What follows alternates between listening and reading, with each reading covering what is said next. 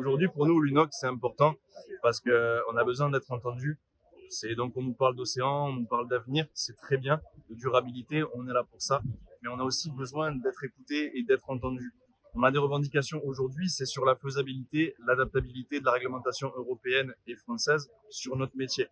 Ce qu'on a envie de faire valoir aussi, c'est le côté spécificité méditerranéenne qui est très important pour nous.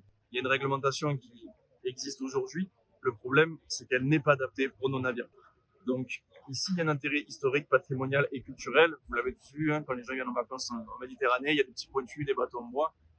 Tout cet équipement, on ne peut pas le mettre sur nos navires. La VMS, une balise satellite avec un abonnement, un coût qui est exorbitant. Un criminel, quand il a un bracelet électronique, il ne paye pas d'abonnement. Vous voyez, rien que ça, pour nous, déjà, c'est un manque de respect. On nous parle de sécurité, après, on nous parle clairement de flicage. Voilà. Nous, on n'est pas des voleurs, on est juste des pêcheurs. On a envie de pouvoir continuer notre métier, de continuer à transmettre.